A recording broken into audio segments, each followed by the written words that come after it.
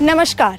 क्या आप जानते हैं कि कोचिंग हब के रूप में देश के जाने माने शहर कोटा में इस साल यानी 2024-25 में कोचिंग के एडमिशन्स में लगभग 40% की खतरनाक गिरावट है। कोटा के हॉस्टल्स, पीजी, टिफिन सेंटर्स और छोटे बड़े कोचिंग घराने सहित रियल एस्टेट सेक्टर में भयंकर हाहाकार मच चुकी है और सब एक दूसरे के कपड़े फाड़ने पर उतारू हो गए हैं। कारण है अपने कुकर्मों की अति से ये अवैध कोचिंग संस्थाएं अपनी मौत खुद मरने लग गए हैं। ओवर कॉन्फिडेंस और देश विदेश में विस्तार के चक्कर और ज्यादा और जल्दी धन कमाने के लालच में अपना घर खुद जला बैठे हैं। कमोबेश ऐसी ही गिरावट की रिपोर्ट देश के अन्य पॉकेट से भी आ रही है।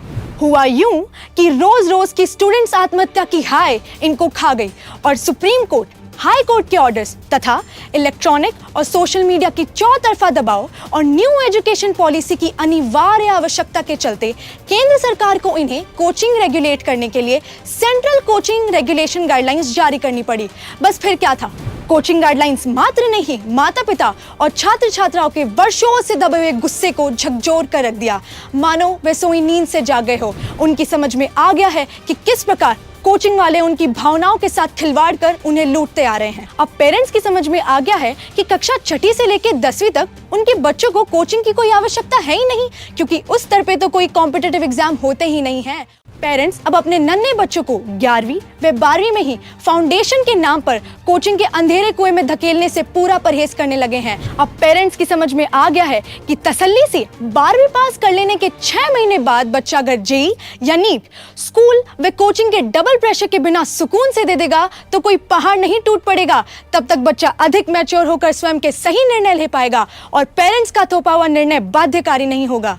अब तो जग जाहिर है कि किस प्रकार कोचिंग के एजेंट्स और सेल्समैन गांव शहरों से स्कूलों द्वारा तैयार किए गए संभावित रैंकर्स की हंटिंग कर उन्हें मुफ्त और स्कॉलरशिप का लालच देकर उनका खुलेआम अपहरण कर उन्हें बाड़े बंदी कर लेते हैं और किस प्रकार उनके पीछे पीछे हजारों नादान बच्चों से मोटी फीस वसूल कर उन्हें बेवकूफ वे अपना बैंकर्स बनाकर अपना उल्लू सीधा कर लेते हैं। हालांकि कोचिंग वाले अच्छी तरह से पहले ही जानते हैं कि इन हजारों बच्चों का सिलेक्शन कभी नहीं होने वाला, लेकिन अपने इन्वेस्टर्स के टारगेट के दबाव में इन्हें झूठे सब्ज बाग दिखाकर इनका क्रूर शिकार कर लेते हैं। पेरेंट्स की समझ में आ गया है कि कोचिंग वालों के लिए रैंकर्स कौन है और बैंकर्स कौन है, लेकिन अभिभावक अब अपने अधिकारों के प्रति सजग, मुखर व जागरूक हो गया है। मैं निर्धारित से अधिक भीड़ भाड़ वाले बड़े बड़े सेक्शंस का ऑब्जेक्शन कर पर्सनल अटेंशन देने के अपने बच्चों के अधिकारों की खुलकर मांग करने लगा है। टॉपर्स के समान या उससे भी अधिक फीस देने के बावजूद टॉप फैकल्टी से पढ़ने के अपने बच्चे के अधिकारों के प्रति जागरूक होने लगा है। सत्र के बीच गैर कानूनी मेरिट आधारित सेक्शन रीशफल से टॉपर्स के सेक्शन अलग कर देने जैसे गैर कानूनी भेदभाव का भी खुलेआम सामूहिक विरोध करने लगा है। उपभोक्ता अब सावधान हो गया है। वह मुनाफाखोर कोचिंग को पूरी फीस एडवांस में देने के बजाय 4 किश्तों में जमा करवाने के अपने विकल्प को समझदारी से इस्तेमाल करने लगा है।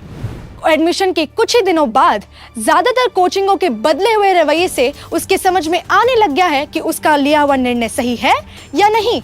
पीरियोडिक टेस्ट रिजल्ट्स के अनुसार उसका गवर्नमेंट फ्री सीट के लिए सिलेक्शन हो पाएगा या नहीं, दूर दराज की कोई प्राइवेट पेमेंट सीट खरीदने की उसके परिवार की आर्थिक क्षमता है या नहीं, यह समझ में आते ही वह कोचिंग छोड़कर अपनी बाकी की फीस की किश्तों के नुकसान से अपने परिवार को बचाना सीख गया है और कोचिंग के एडवांस फीस के जाल और मनमानी से बीच सत्र में ही मुक्त हो रहा है। उसकी समझ में आ गया है कि कानून और सरकार अब उसके साथ है और कोचिंग वाले उसके कोई खुदा नहीं, और अगर है भी तो केवल रैंकर्स के ही। और अब वे बेवजह बलि का बकरा नहीं बन रहा है। वे सभी साधन सुविधाओं, सुरक्षा के सभी मापदंडों, बैठने की सुविधाजनक पूरे स्थान, हवा, पानी आदि की डिमांड करने लगा है। शुरू में तो अच्छी व बाद में सस्ती, बार बार बदलती फैकल्टी व जूनियर नौसिखिया एवरेज से भी नीची फैकल्टी से पढ़ने और प्रॉब्लम सॉल्व करवाने से इनकार करने लगा है। वह मुंह मांगी भारी फीस देकर टॉप फैकल्टी से पढ़ने के अपने मौलिक अधिकारों के प्रति जागरूक हो रहा है। प्रॉमिस से दूर, परफॉर्मेंस से असंतुष्ट होने या घुटन महसूस करने पर आत्महत्या के सोचने के स्थान पर ना कहना और अपनी एडवांस फीस वापस मांगने के साहस के साथ लड़ना और जीना सीख गया है।